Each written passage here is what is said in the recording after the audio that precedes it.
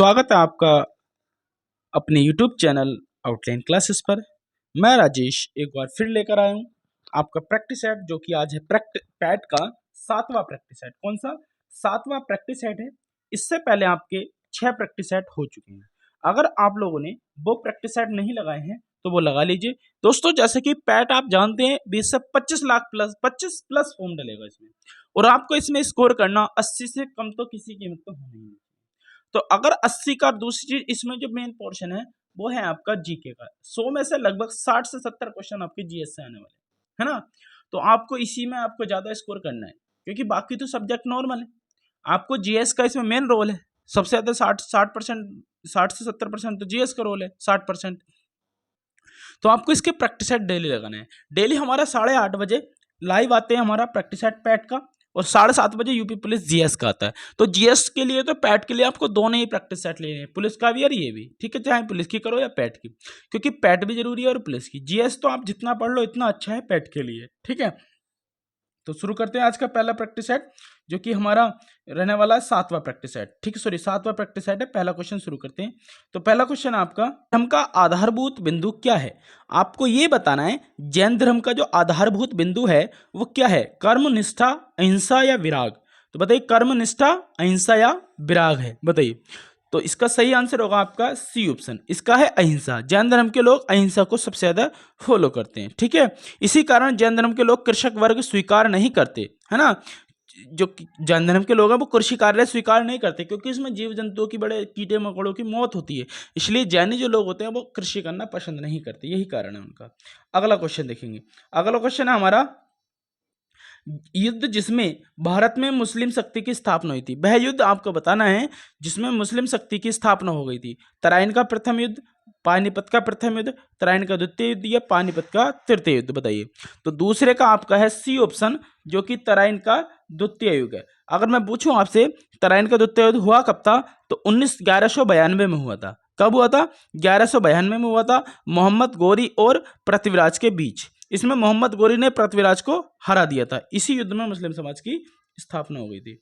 अगला क्वेश्चन, सिंधु सभ्यता के किस स्थल को मृतकों का टीला कहा जाता है? आपको यह बताना है कि सिंधु सभ्यता का कौन सा स्थल है जिसे मृतकों का टीला कहा जाता है। हड़प्पा, मोहनजोदड़ो, लोथल, कालीबंगा? तो बताओ कौन सा कहा जाता है। तो इसको कहा जाता है तीसरे का बी ऑप्शन। तीसरे का बी ऑप्शन, किसको? मोहनजोदड़ो को कहा जाता है, किसका? मृतकों का टीला। किसको? मोहनजोदड़ो को, ठीक है। और यह है सबसे बड़ा, मोहनजोदड़ो का सबसे बड़ा क्षेत्रफल और जनसंख्या में हड़प्पा का सबसे बड़ा स्थान है। हड़प्पा जो है सबसे बड़ा स्थान है मोहनजोदड़ो का, ठीक है। अगला क्वेश्चन, अगला क्वेश्चन हमारा, अकबर ने किस जरी कलम की उपाधि दी थी? आपको बताना है अकबर ने किसे जरी कलम की उपाधि दी थी। मोहम्मद हुसैन को, मुकम्मल खां को, अबू अबू अब्दुल समद को या मीर सैयद अली को? तो 4 का आपका होगा ए ऑप्शन, मोहम्मद हुसैन को। दोस्तों, आपको प्रैक्टिस ना बहुत करनी जरूरी है। मैं ऑफलाइन क्लास होती है उसमें चीख कर कहता हूं कि भाई प्रैक्टिस सेट लगाया करो, लगाया करो। आप जहां लगाना चाहते हो वहां लगाओ, ये नहीं कि आपको यही मेरे चैनल पे लगाना है। आप और कहीं लगा लो, आपको अच्छा लग रहा है तो, आपका टाइम बच रहा है, वो कम समय में करा रहा है, मुझसे अच्छा कंटेंट दे रहा है, तो आप हुआ करो, मेरे पास मत करो। क्योंकि आपको अपना बेनिफिट देखना है, मेरा नहीं देखना है। अगर मैं आपको इस लायक दे रहा हूं कि अच्छा लगे, तो आपको मेरा देखो, ठीक है।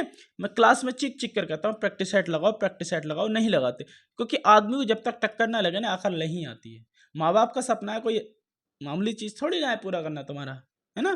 तो बहुत बड़ी चीज है भाई नौकरी लेना, इसलिए आसानी से करते रहो, कंटिन्यूटी बनाओ रखो, तरीके से करो मेहनत। ऐसे नहीं कि बैल भी मेहनत करता है और एक गधा भी मेहनत करता है, और एक और जानवर भी मेहनत करते हैं। हम भी तो एक जानवर की श्रेणी में आते हैं। तो गधा मेहनत करता है पूरे दिन, एक शेर है वो या बैल है वो थोड़ी देर आराम करके खाना खा देता है, लेकिन गधा पूरे दिन करता है। तो आप मेहनत हिसाब से करनी है, गाइडेंस के तरीके से। अगला क्वेश्चन, अष्टप्रधान मंत्री परिषद किसके काल में थी? आपको बताना है अष्टप्रधान जो मंत्री परिषद थी वो किसके समय में थी, बताइए। शिवाजी के, कृष्णदेव राय के, पेशवा बाजीराव के या अकबर के? तो चौथे का आपका, सॉरी, 5वें का आपका सही आंसर होगा ए ऑप्शन, किसके? शिवाजी के समय में थी अष्टप्रधान, ठीक है, जो मंत्रिपरिषद थी। अगला क्वेश्चन, नेहरू राष्ट्र भगत नेहरू राष्ट्रभक्त है जबकि जिन्ना राजनीतिक, यह कथन किसका है? आपको बताना नेहरू तो राष्ट्रभक्त है जबकि जिन्ना जो है राजनीतिक है। बताओ किसका कथन है? पटेल का, इकबाल का, महात्मा गांधी, मौलाना आजाद का। तो 6 का आपका होगा डी ऑप्शन। मौलाना आजाद ने कहा था नेहरू राष्ट्रभक्त है और जिन्ना राजनीतिज्ञ है। अगला क्वेश्चन, विदेश में प्रथम स्वतंत्र भारतीय सरकार किसने स्थापित की थी? आपको बताना है विदेश में प्रथम स्वतंत्र भारतीय सरकार किसने स्थापित की थी? बरकतुल्ला ने, सुभाष चंद्र बोस ने, लाला हरदयाल ने, राजा महेंद्र प्रताप सिंह ने। तो किसने की थी? 7 का डी ऑप्शन, राजा महेंद्र प्रताप सिंह ने की थी।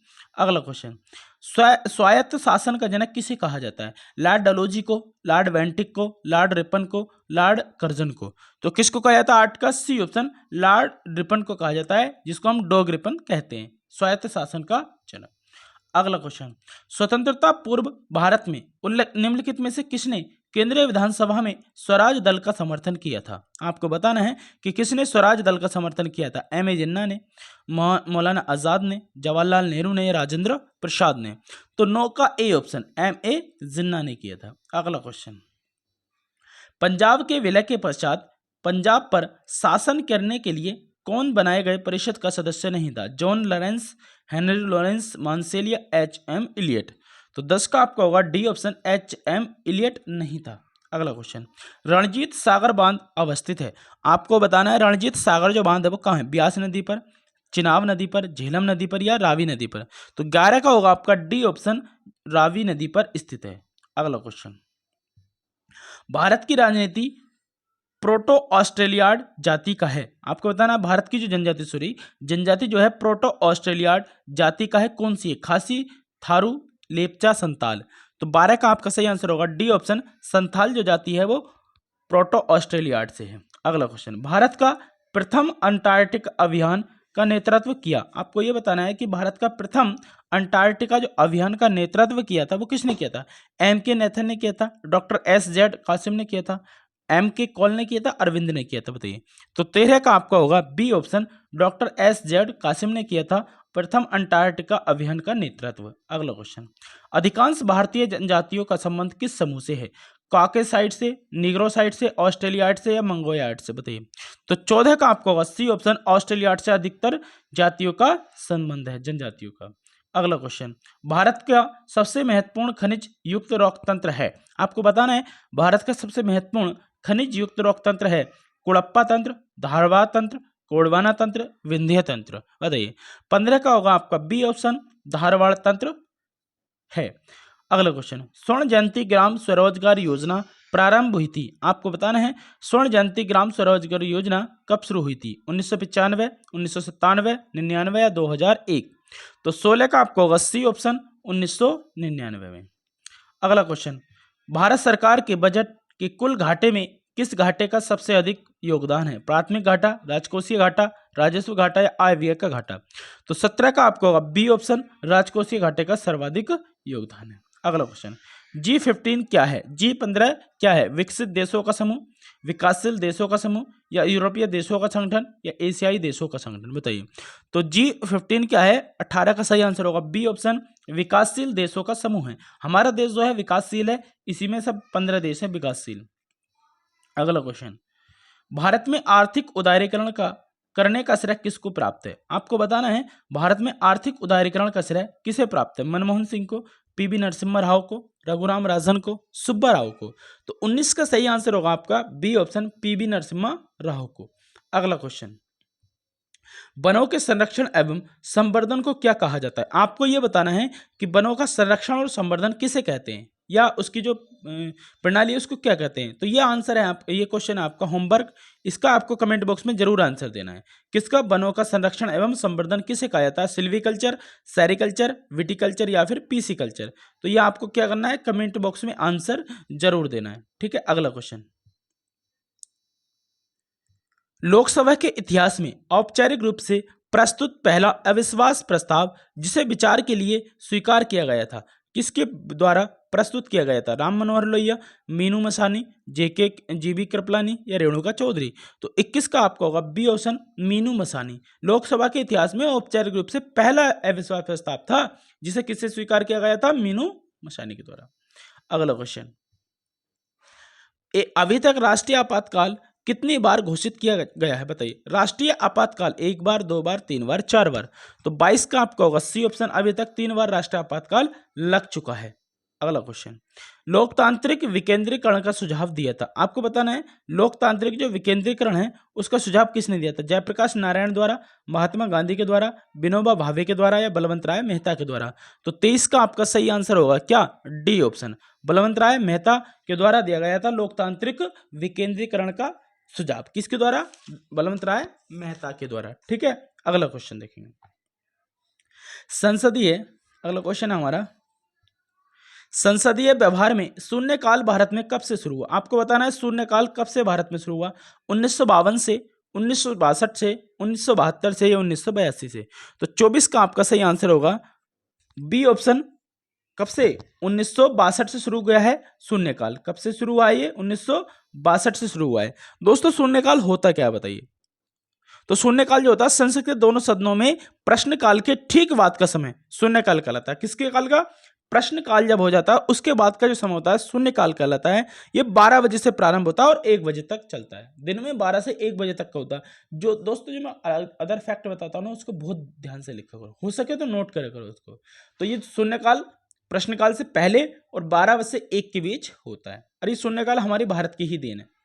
अगला क्वेश्चन, लोकसभा का महासचिव किसके सचिवालय का प्रमुख है। आपको बताना है लोकसभा का जो महासचिव है किसके सचिवालय का प्रमुख है बताइए। लोकसभा द्वारा चुना जाता है, संसद के दोनों सदनों द्वारा चुना जाता है, अध्यक्ष द्वारा नियुक्त किया जाता है या फिर राष्ट्रपति द्वारा नियुक्त किया जाता है। तो 25 का आपका होगा सी ऑप्शन, अध्यक्ष द्वारा चुना जाता है। लोकसभा के अध्यक्ष द्वारा लोकसभा का महासचिव चुना जाता है। ठीक है, अगर बात करूं सचिवालय, लोकसभा सचिवालय का जो वर्णन है वो अनुच्छेद 98 में। किसमें दोस्तों, अनुच्छेद 98 में लोकसभा सचिवालय का है। अगला क्वेश्चन,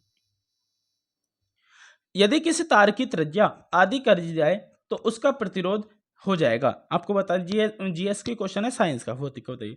अगर किसी तार की त्रिज्या आदि कर दी जाए तो उसका प्रतिरोध कितना हो जाएगा, 26 का।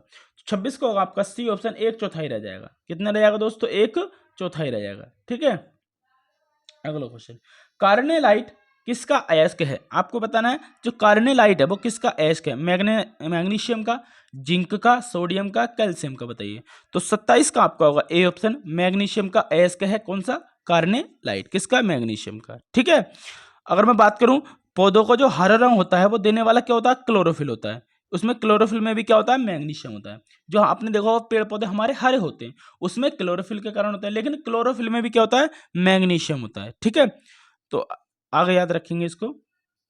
अगला क्वेश्चन, निम्नलिखित में से कार्बन की मात्रा का सही अवरोही क्रम बताना है आपको कि कार्बन की मात्रा का अवरोही क्रम किसमें कम फिर ज्यादा है, फिर इस तरीके से बताना है बताइए। तो इसमें 28 का होगा आपका ए ऑप्शन, सबसे ज्यादा कच्चे लोहा में होता है, फिर ढलवा लोहा, फिर मृदु इस्पात में होता है। अगला क्वेश्चन, बीसीजी का टीका निम्न में से किसके द्वारा लगाया जाता है, यक्ष्मा में, है ना, काली खांसी में, निमोनिया में, टिटनेस में। बीसीजी का टीका बताइए। तो 29 का आपका होगा ए ऑप्शन, यक्ष्मा में लगाया जाता है। किसमें, यक्ष्मा में। अगर मैं बात करूं बीसीजी का जो टीका है वो किसने आविष्कार किया था इसका बताइए। तो आविष्कार जो किया था वो किया था ग्वीरीन कोलमेट ने। किसने, ग्वीरीन कोलमेट ने किया था इसका आविष्कार। ठीक है, अगला क्वेश्चन देखेंगे।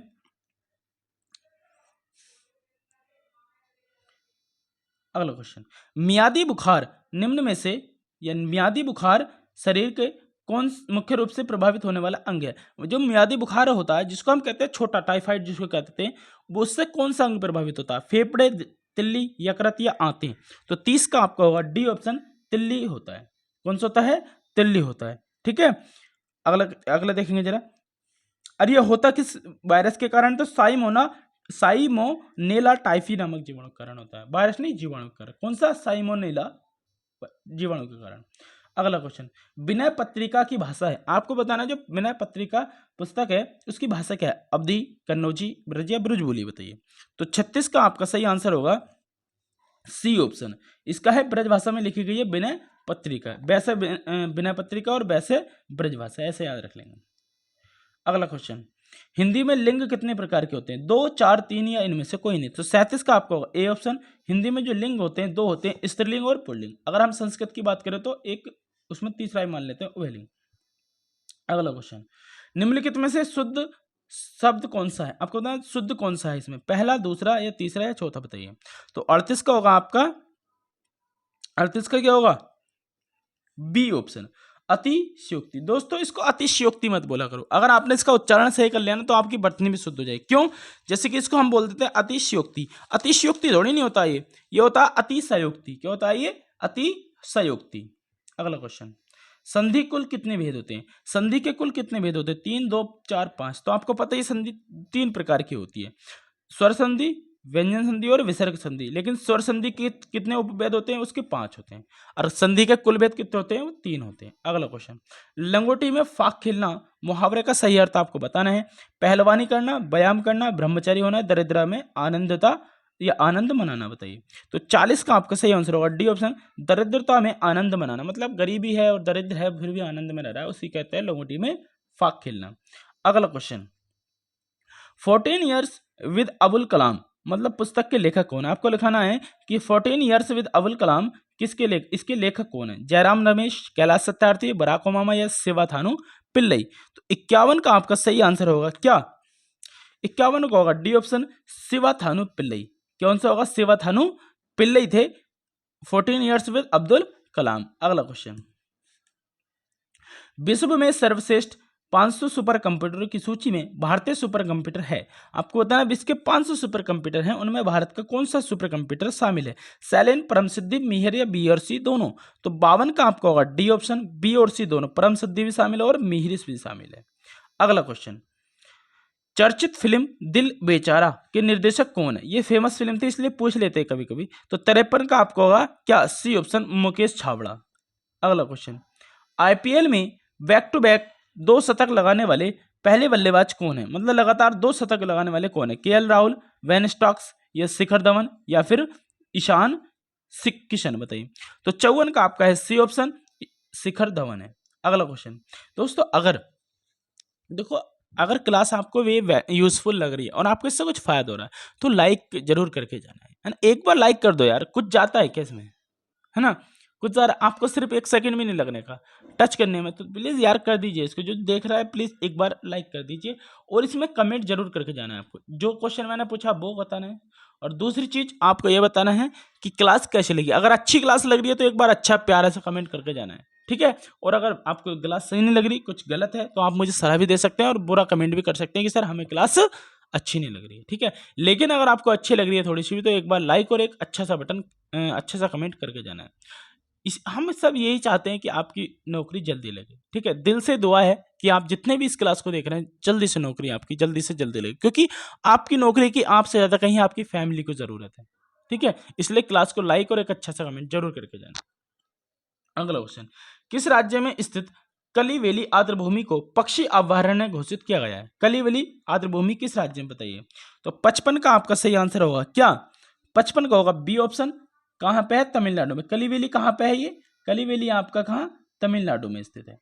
अगला क्वेश्चन, किस अफ्रीकी देश में 1098 कैरेट के दुनिया के तीसरे सबसे बड़े डायमंड की खोज की है, बताइए। 1098 कैरेट के दुनिया का सबसे बड़ा डायमंड है, कहाँ खोजा गया है? घाना, केन्या, बोत्सवाना या अल्जीरिया। तो 56 का आपका सही आंसर होगा क्या? C option. कौन सा? सी ऑप्शन, बोत्सवाना में खोजा गया है। अगला क्वेश्चन, किस देश ने अंतरिक्ष में अपना पहला सैन्य अभ्यास एस्टर एक्स शुरू किया है, बताना। एस्टर एक्स अभ्यास किसने शुरू किया? फ्रांस ने, रूस ने, चीन ने, जापान ने। तो 57 का होगा ए ऑप्शन, फ्रांस ने किया है। अगला क्वेश्चन, किस राज्य सरकार ने असंगठित क्षेत्रों के श्रमिकों के लिए ई निर्माण पोर्टल एवं मोबाइल ऐप लॉन्च किया है, बताइए किसने किया है? बिहार ने, झारखंड ने, गुजरात ने, पंजाब ने। तो 58 का होगा सी ऑप्शन, गुजरात ने ई पोर्टल ई निर्माण नामक ऐप लॉन्च किया है। प्रधानमंत्री नरेंद्र मोदी ने E100 प्रोजेक्ट को कहां से लॉन्च किया है? साबरमती, भुवनेश्वर, पुणे या लखनऊ, बताइए। तो 59 का आपका सही आंसर होगा सी ऑप्शन, कहां से किया है? पुणे से किया है E100 प्रोजेक्ट। अगला क्वेश्चन, भारत में चौथे इंडियन ग्रांड प्रिक्स का आयोजन कहां किया जाएगा? नई दिल्ली, लखनऊ, पटियाला, चंडीगढ़, बताइए कहां पे किया जाएगा? तो 60 का सही आंसर होगा सी ऑप्शन, पटियाला में किया जाएगा। अगला क्वेश्चन, ध्रुपद गायन क्षेत्र में दक्षता प्राप्त बालकृष्ण बुआ का संबंध निम्नलिखित में से किस घराने से? आपको बताना है ध्रुपद गायन के क्षेत्र से संबंधित है और बालकृष्ण बुआ इनका नाम है, किस क्षेत्र से संबंधित है? 61 का। तो 61 का सही आंसर है आपका बी ऑप्शन, ग्वालियर घराने से संबंधित है। कौन सी? बालकृष्ण बुआ। अगला क्वेश्चन, ऑल राउंड व्यू नामक पुस्तक लिखी है। आपको बता ऑल राउंड व्यू किसने लिखी है? 62 का। 62 का होगा आपका कौन सा? बी ऑप्शन, इमरान खान ने लिखी है ऑल राउंड व्यू। ठीक है। अगला क्वेश्चन, एशियाई मैराथन चैंपियनशिप जीतने वाले पहले भारतीय खिलाड़ी कौन है? एशियाई जो मैराथन है चैंपियनशिप जीतने वाले पहले भारतीय खिलाड़ी कौन है? दीपचंद, विजय सिंह, गोपी थोनाकल या अरुण भारद्वाज? 63 का होगा सी ऑप्शन, गोपी थोनाकल। अगला क्वेश्चन हमारा, भारतीय पशु चिकित्सा अनुसंधान संस्थान कहाँ स्थित है? भारतीय पशु चिकित्सा संस्थान अनुसंधान कहाँ है बताइए? कानपुर, लखनऊ, हिसार या बरेली? तो 64 का आपको बताइए बरेली में स्थित है, इज्जत उसमें बरेली के स्थित है। ये कहाँ पर है ये? अच्छा, आपको ये भी बताना है केंद्रीय भैंस अनुसंधान कहाँ? हिसार में। राष्ट्रीय यूनानी चिकित्सा संस्थान कहाँ? बेंगलुरु में। ठीक है, ये तीनों क्वेश्चन याद रखने हैं। अगला क्वेश्चन है, भारत के किस पूर्व प्रधानमंत्री को मरणोपरांत भारत रत्न से सम्मानित किया गया था? आपको बताना है किसका मरने के बाद भारत रत्न दिया गया था? आई के गुजराल को, मोरारजी देसाई को, पीवी नरसिम्हा राव को, राजीव गांधी को? तो 65 को होगा डी ऑप्शन, राजीव गांधी जी को दिया गया था। अगला question, international centre for settlement of investment dispute निम्न में से किससे जुड़ा हुआ है? विश्व बैंक से, अंतर्राष्ट्रीय न्यायालय से, अंतर्राष्ट्रीय विकास बैंक से, विश्व व्यापार संगठन से? तो 66 का होगा आपका ए ऑप्शन, विश्व बैंक से। भारत का पहला राष्ट्रीय उद्यान कौन सा है? कान्हा राष्ट्रीय उद्यान, दुधवा राष्ट्रीय उद्यान, राजाजी राष्ट्रीय उद्यान या कॉर्बेट राष्ट्रीय उद्यान? तो 67 का आपका सही आंसर क्या होगा बताना है। 67 का क्या होगा? तो 67 का होगा डी ऑप्शन, कौन सा है? जिम कॉर्बेट राष्ट्रीय उद्यान। अगला क्वेश्चन 68, भारत की पहली महिला राष्ट्रपति कौन थी? आपको बताना है भारत की पहली महिला राष्ट्रपति कौन थी? श्रीमती वसुंधरा राजे सिंधिया, श्रीमती प्रतिभा पाटिल, श्रीमती नजमा हेपतुल्ला या श्रीमती शीला दीक्षित? तो दोस्तों इसका भी मैं आपको कमेंट बॉक्स में आंसर देना है आपको, ये होमवर्क है आपका। आसान क्वेश्चन है कि भारत की प्रथम महिला राष्ट्रपति कौन थी। अगला क्वेश्चन, निम्नलिखित में से कौन सा सुमेलित नहीं है? म्यांमार की मुद्रा क्या है? थाईलैंड की मुद्रा बेहद है, कंबोडिया की दिनार है, वियतनाम की डॉग है? तो 69 का कौन सा आंसर होगा? किसकी सही नहीं है बताइए? तो 69 का होगा आपका सी ऑप्शन, कंबोडिया की दिनार नहीं है। तो फिर क्या है? कंबोडिया की जो मुद्रा है वो रियाल है। कौन सी है दोस्तों? रियाल। ठीक है। अगला क्वेश्चन, बाकी सब ठीक है। अगला क्वेश्चन है, निम्नलिखित में से किस एक शहर को भारत का शून्य मील केंद्र कहते हैं? आपको बताना है कि शून्य मील केंद्र कहते हैं जहां पर एक भी मील नहीं है। तो 70 का आपका क्या होगा? सी ऑप्शन होगा, किसको? नागपुर को कहा जाता है शून्य मील केंद्र। ठीक है। तो दोस्तों दो आपको आंसर कमेंट बॉक्स में जरूर देने जो मैंने आपको पूछे हैं। और अगर क्लास अच्छी लगी हो तो एक बार लाइक जरूर करके जाना और एक अच्छा सा प्यारा सा कमेंट करके जाना है। हम दुआ करते हैं कि आपकी नौकरी बहुत जल्द देगी, कि जैसी आपकी तैयारी चल रही है। ठीक है, एक बार शेयर कर देना इसको और लाइक जरूर करके जाना, प्यारा सा कमेंट आपको करके जाना है। ठीक है, तो मिलते हैं अगले प्रैक्टिस सेट के साथ कल। जब तक के लिए थैंक यू। जय हिंद, जय भारत।